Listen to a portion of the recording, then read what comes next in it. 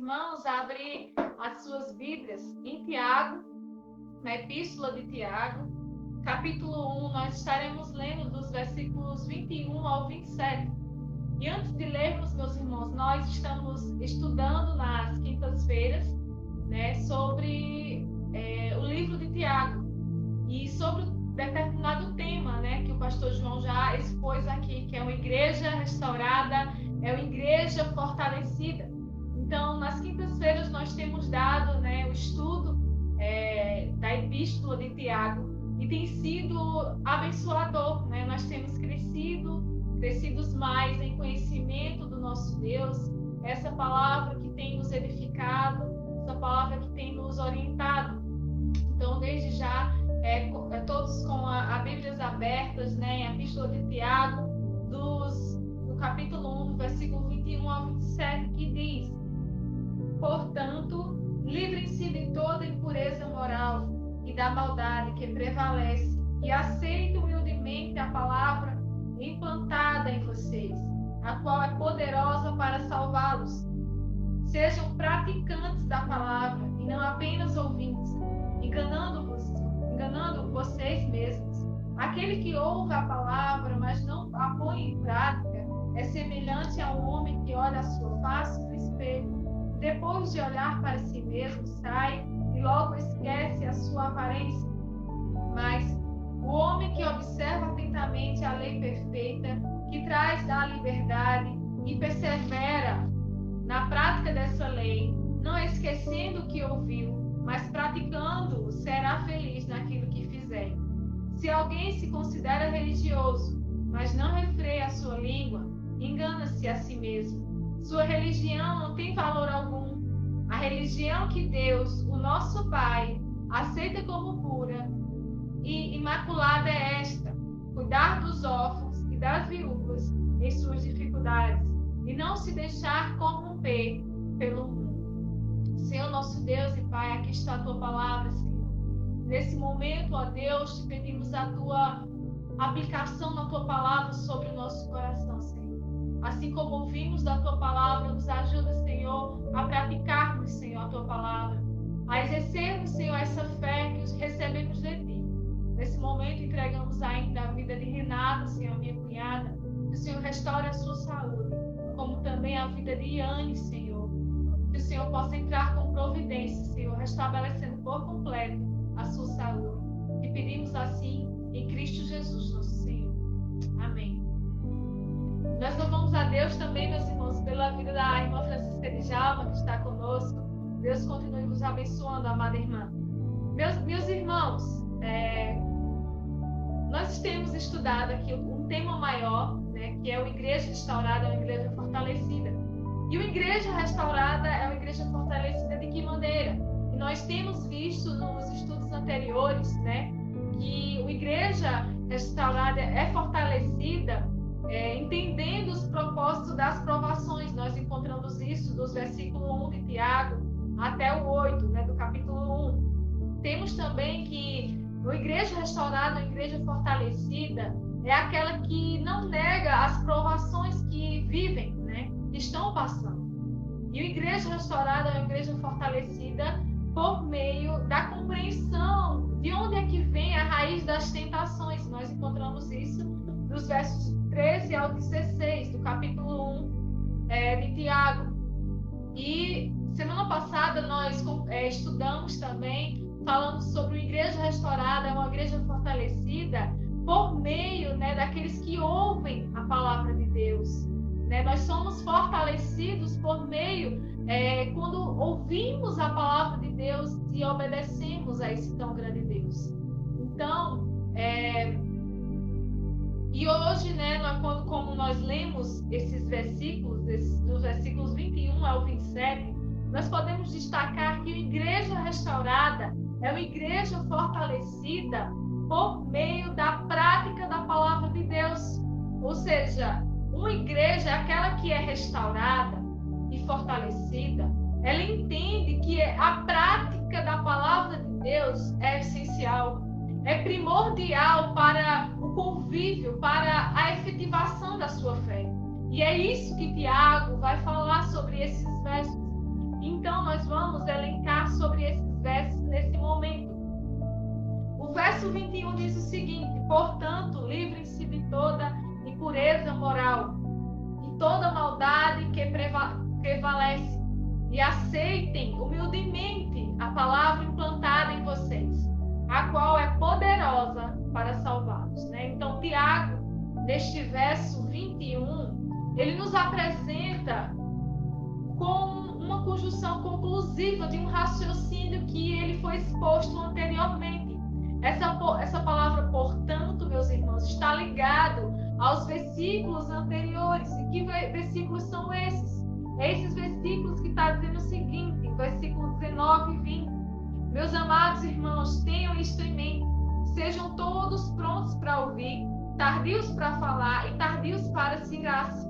O verso 20 diz: pois a ira do homem não produz a justiça de Deus. É onde ele conclui esse seu discurso inicialmente e continua a falar: portanto, livrem-se de toda a impureza moral e da maldade que prevalece, e aceite humildemente a palavra implantada em vocês, a qual é poderosa para salvar.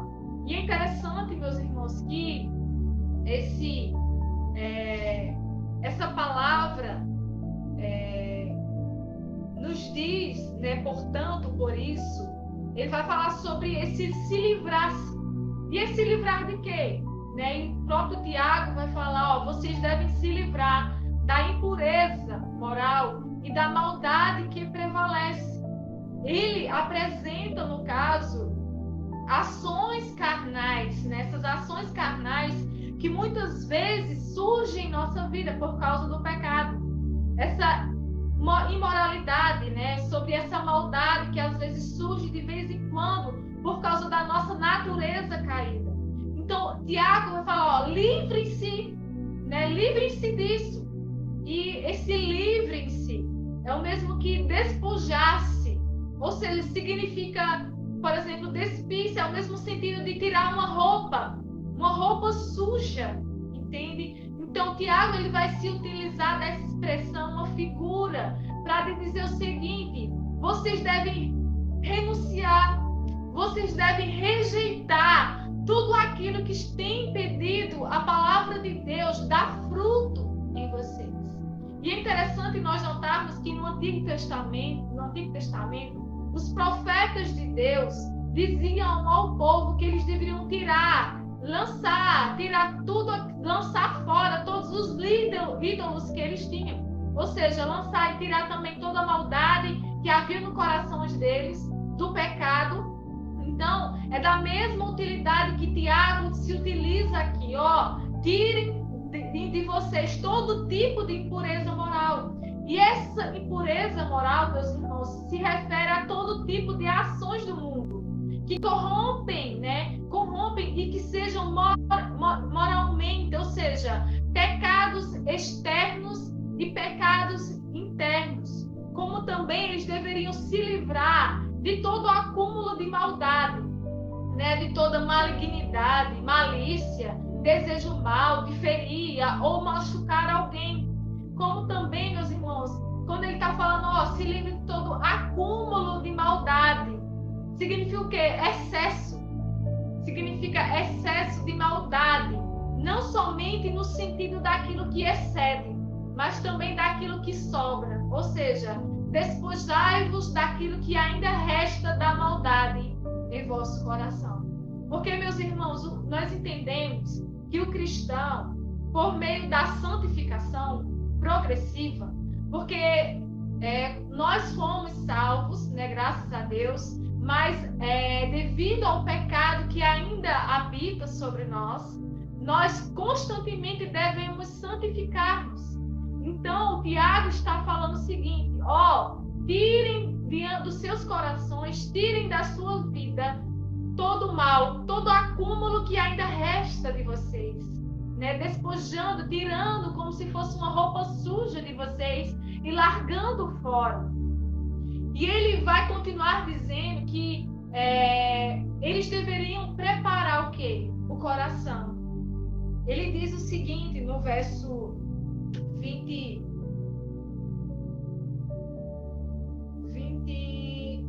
22. Sejam praticantes. Não, 21. Portanto, livrem-se de toda impureza moral da maldade que prevalecem. A partir deles e aceitem humildemente a palavra implantada em vocês, a qual é poderosa para salvar. Ele está dizendo ao cristão do primeiro século e também nos diz hoje que o quê? Que nós devemos preparar o terreno do nosso coração humildemente. Primeiro, despojando, tirando tudo aquilo que não agrada a Deus.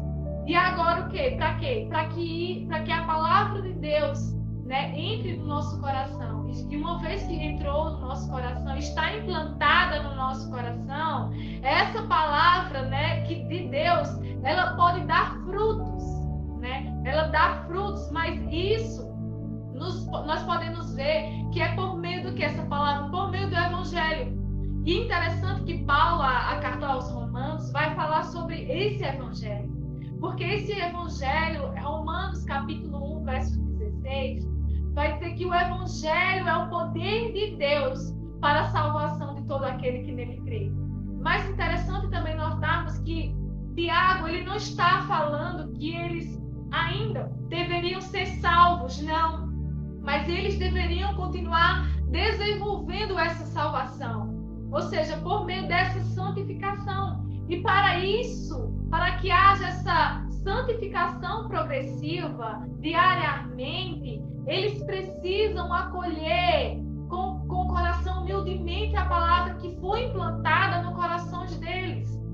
Por isso, meus irmãos, hoje, nós, eu e você, diariamente, nós precisamos nos santificar para nos livrar de toda maldade, muitas vezes, de todo o pecado que vem à nossa porta, que às vezes nós cometemos diariamente. Nós devemos nos livrar disso para que a palavra de Deus que foi implantada em nosso coração possa haver frutos.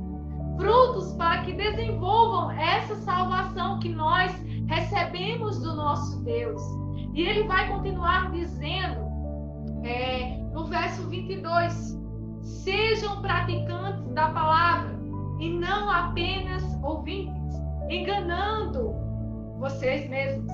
Então, meus irmãos, esse conselho que Tiago dá aos cristãos era para que eles fossem praticantes da palavra que lhe foi dada, uma vez que eles receberam, né, ouviram falar de Cristo, ouviram falar do Evangelho, que é o poder de Deus para a salvação, que eles precisam ser renovados, que eles precisam acolher essa palavra, humildemente, compreendendo a vontade de Deus para eles, para que haja frutos. Então ele fala, sejam praticantes da palavra de Deus e não apenas ouvintes.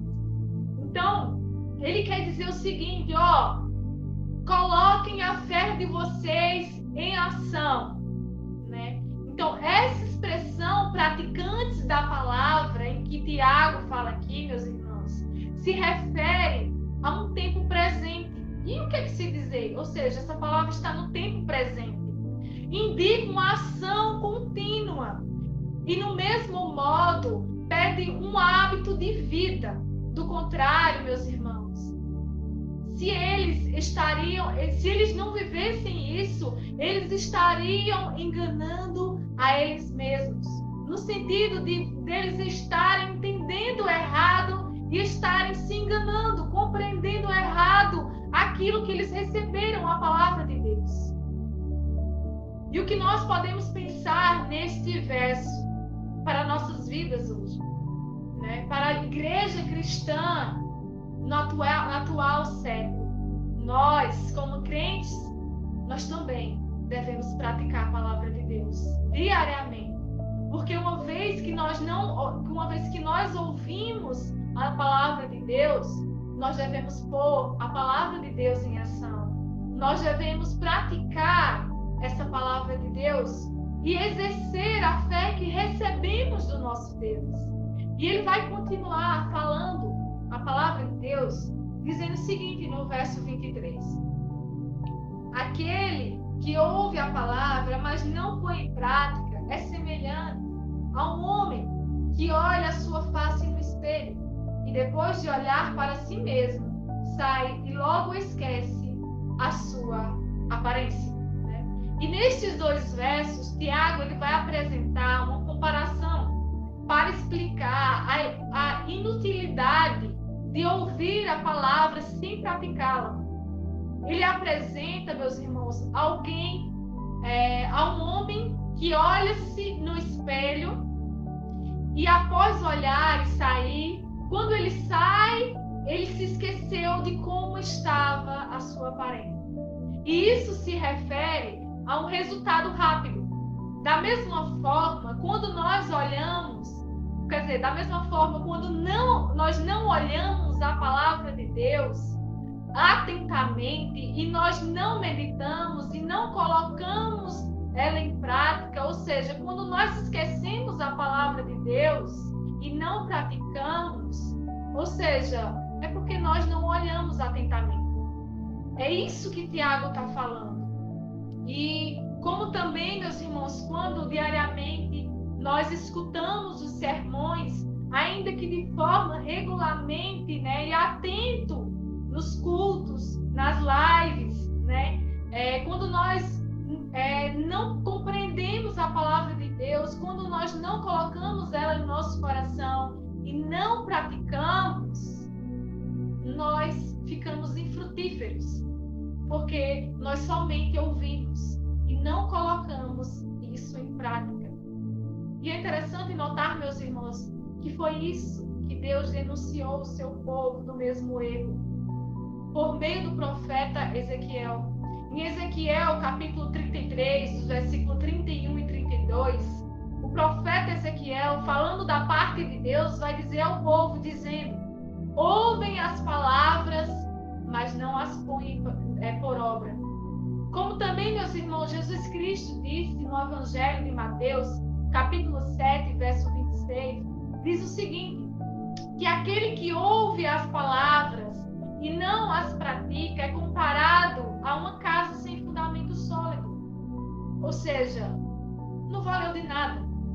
A sua vida não foi transformada a ponto de exercer a fé que você recebeu. Por isso que Tiago está falando sobre isso. Por isso que ele está falando sobre a igreja do primeiro século, aconselhando, olha, e se referenciando, dizendo, é a mesma coisa, se você se olha no espelho e você sai do espelho e você já não lembra mais como estava a sua aparência, da mesma forma, é vocês que ouvem a palavra de Deus e não as praticam. E ele continua a falar, dizendo no verso 25, mas o homem que observa atentamente a lei perfeita, que traz a liberdade, que persevera na prática dessa lei, não esquecendo o que ouviu, mas praticando, será feliz naquilo que fizer. Né? E este versículo, Tiago, ele vai apresentar uma consequência daquele que observa a lei, daquele que pratica e não esquece aquilo que se ouviu. Ele diz que para esses que praticam a palavra de Deus, ele é feliz, ele é bem-aventurado naquilo que fizer. Ou seja, essa pessoa será feliz. Por quê? Porque essa pessoa ouviu atentamente as palavras de Deus e ela colocou em prática aquilo que ouviu. E é interessante notar que e Tiago fala, né, sobre essa lei perfeita. E o salmista, no Salmo 19, dos versos 7 ao 9, vai falar o seguinte: a lei do Senhor é perfeita e revigora a alma. Os testemunhos do Senhor são dignos de confiança e tornam sábio os inexperientes. Os preceitos do Senhor são justos e dão alegria ao coração. Os mandamentos do Senhor são límpidos e trazem luz aos olhos. O temor do Senhor é puro e dura para sempre. As ordenanças do Senhor são verdadeiras, são todas elas justas. E também o salmista, no Salmo 1, do verso 1 ao 3, vai falar daqueles que ouvem a palavra de Deus, que escuta o conselho de Deus, que não escuta os conselhos dos ímpios, mas aqueles que ouvem o conselho de Deus e pratica, ele é bem-aventurado. E ele vai falar o seguinte no Salmo 1, do 1 ao 3. Bem-aventurado é aquele que não segue o conselho dos ímpios, não imita a conduta dos pecadores, nem se assenta na roda dos zombadores. Ao contrário, sua satisfação está na lei do Senhor, e nessa lei medita de dia e de noite.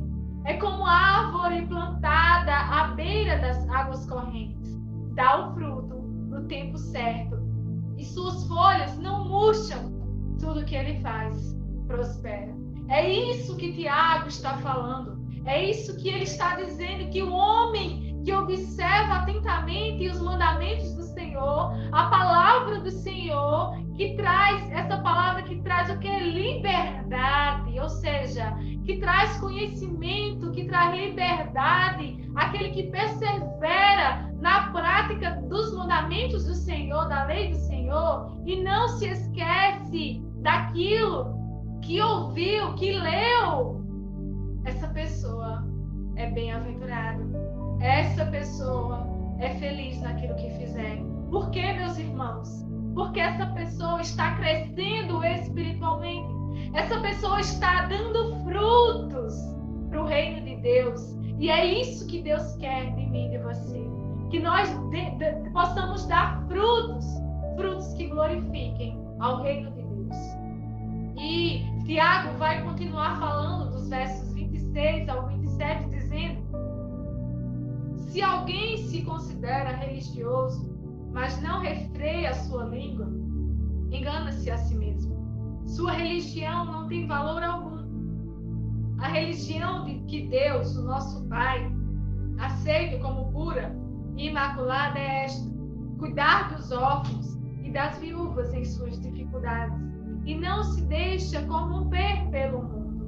Nesses versículos 26 e 20, no versículo 26 e 27, Tiago vai trazer agora essa religião que Deus aprova, essa religião que Deus ele aceita. Então, no versículo 26, Tiago ele apresenta um exemplo de alguém que ouve a palavra de Deus e não pratica. Provavelmente, meus irmãos, era isso que estava acontecendo no meio deles. E o exemplo que ele dá é o exemplo daquela pessoa que não tem um controle sobre a língua. Ele vai abordar mais detalhadamente sobre este exemplo no capítulo 3, sobre a língua que tem o poder de tanto abençoar as pessoas quanto maldizer. Mas ele vai dizer, meus irmãos, que neste verso, ele diz que a pessoa que se considera religioso e não consegue controlar a língua, essa pessoa está enganando. Essa sua religião não é verdadeira. Sua religião não tem valor algum. Por quê? Porque essa pessoa não está praticando. Essa pessoa não tem controle sobre a sua própria língua. Ou seja, do contrário, aquelas pessoas que controlam a sua língua por meio do quê? Do fruto do Espírito, que é o que? O domínio próprio, que consegue controlar a sua língua, consegue refrear a sua língua. Isso é um sinal verdadeiro da verdadeira religião que Deus aprova. E logo no versículo 27, Tiago ele vai apresentar essa verdadeira religião. Se refere à prática do amor a Deus e ao próximo. Aqui, meus irmãos, ele ilustra pertinente do verdadeiro espírito de religião. E não há aqui, vamos dizer, um conceito de religião, não. Mas ele vai apresentar essas atitudes de fé, essas atitudes que comprovam que você está na religião verdadeira. Ele vai dizer que, segundo Tiago, ele vai dizer que Deus, ele vai avaliar a pureza da nossa religião. Ele apresenta 2 critérios para aqueles que realmente estão na religião pura e verdadeira. Ele fala, aquele que visita os órfãos e as viúvas nas suas tribulações, ou seja, significa o quê? Assistir às pessoas e ajudá-las, as pessoas, nas suas necessidades.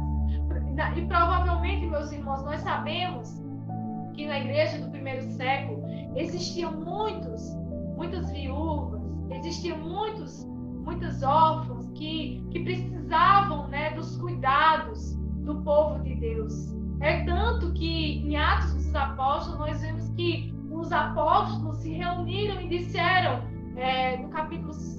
nos primeiros capítulos de Atos, vai falar o seguinte, que eles deveriam se dedicar, né, à oração e à palavra de Deus, e que eles deveriam escolher homens cheios do Espírito Santo para cuidar dos órfãos e das viúvas em suas necessidades. Então é isso que Tiago está falando. Ou seja, é aqueles que realmente praticam aquilo que receberam a palavra de Deus, o Evangelho no seu coração, e que olham os necessitados e não conseguem ficar parado. Tem que agir. Então é isso que Tiago está falando. Ele fala também que esse segundo critério vai falar que é aquele que a verdadeira religião é aquele que se guarda a si mesmo de se contaminar, de se estar contaminando pelo mundo. E isso significa o quê? Guardar-se de tudo aquilo que não agrada a Deus, aquilo que está perdido em seus pecados, ou seja, a cobiça, prazeres, a guerra, como também rejeitar totalmente a contaminação moral, a conduta moral, meus irmãos.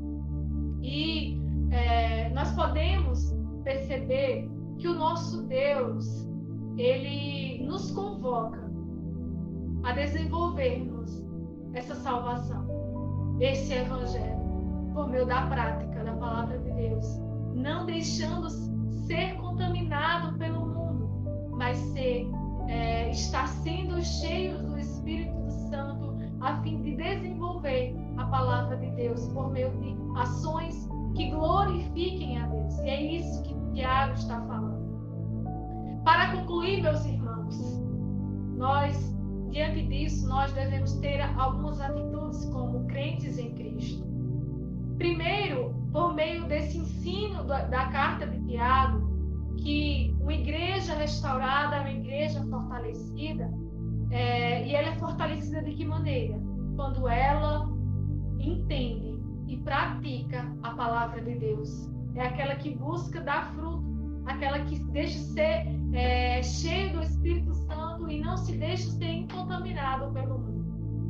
Então, a primeira atitude que nós devemos ter como crentes, como nascidos de Deus, é que nós devemos tirar de nós tudo aquilo que não agrada a Deus, toda impureza, todo pecado, para que nós possamos receber a palavra de Deus em nossos corações e cair em boa terra, né? Para que dê frutos de 100, que dê vários frutos, né? De 50, de 70, de 100 em nosso coração e nossa vida. E a segunda atitude é que nós devemos estar atentos a tudo que nós lemos na palavra de Deus, a tudo que nós ouvimos pela palavra de Deus, e para nos tornarmos o quê? Praticantes fiéis a Deus. Do contrário, meus irmãos, nós estaremos enganando a nós mesmos, colocando a nossa fé morta, enganando a nós mesmos. Mas é um convite hoje de nós colocarmos a nossa fé em ação. Por isso que os escritores do Antigo Testamento, os patriarcas do Antigo Testamento, eles entendiam o seguinte, segundo o teólogo Millard Erickson. Ele diz que os patriarcas, o contexto que eles entendiam a fé não é somente aquilo que se sente, a fé é aquilo que se pratica, é aquilo que faz. Então, por isso que nós devemos colocar a nossa fé em ação. Por isso que as pessoas veem em nós e precisam ver em nós essa fé que recebemos do Senhor. Porque a fé sem obras, ela é morta. Terceira atitude que nós devemos ter, meus irmãos, é que nós devemos ser sempre operosos na palavra de Deus, na nossa vida diária. Porque se fazemos isso, seremos bem-aventurados, seremos felizes, daremos grandes frutos para a glória de Deus. E a quarta e última atitude que nós devemos ter, meus irmãos, é que nós devemos diariamente fazer uma autoanálise de qual religião nós estamos seguindo. Uma religião vã? Uma religião vazia? Ou uma religião que é pura e sem mácula? Estamos refreando a nossa língua? Ou estamos também visitando as pessoas nas suas necessidades? Então, meus irmãos, a fé vem pelo ouvir, e ouvir a palavra de Deus. Mas a fé sem obras, ela é morta. Então, há um convite para mim e para você hoje, de desenvolvermos essa fé, para que as pessoas vejam as boas obras de Deus em nós e glorifiquem não a nós, mas glorifiquem a esse tão grande Deus que nós temos, a esse Deus que nos chama a desenvolvermos a nossa salvação. Então, que Deus possa nos abençoar nesse momento. Vamos orar. E nesse momento eu peço a você, meu irmão, minha irmã, da igreja do Betel em Serrita, da igreja espalhada sobre a face da terra, vamos desenvolver essa tão grande salvação e vamos colocar em prática, em nome de Jesus. Senhor, nosso Deus e Pai, nós estamos aqui, Pai. Como é bom ouvir a Tua palavra. Entendemos hoje, Senhor, e ouvimos a Tua palavra. E queremos, Senhor, colocar ela em prática. Atendendo, Senhor, aos necessitados. Colocando ela em prática, Senhor. Se em algum momento, Senhor, nós vemos algum irmão passando necessidade. Algum irmão, Senhor, faltando roupa, o que comer, o que vestir, o que calçar. Ó Senhor, nós te pedimos que o Senhor nos dê esse olhar de misericórdia e de compaixão. Te pedimos também, Senhor, que o Senhor nos ajude, ó Pai, em nossas necessidades espirituais. Que nós não deixamos, ó Pai, que nós possamos nos santificar diariamente, excluindo tudo aquilo que não te agrada do nosso interior. Toda impureza, toda maldade, toda cobiça, tudo aquilo que não te agrada, ó Pai. Tira do meio do nosso coração, Pai, para que nós possamos te glorificar e te honrar. Ajuda-nos, ó Pai, porque sendo assim, Senhor, quando nós ajudamos, Senhor, ao nosso próximo, nós entendemos também que estamos cumprindo o mandamento Teu, que é amar a Deus sobre todas as coisas e ao próximo como a nós mesmos. Nos ajuda, Senhor, ajuda o Teu povo aqui na cidade de Serrita a desenvolver a salvação que nós recebemos. E é em Cristo Jesus que nós te pedimos.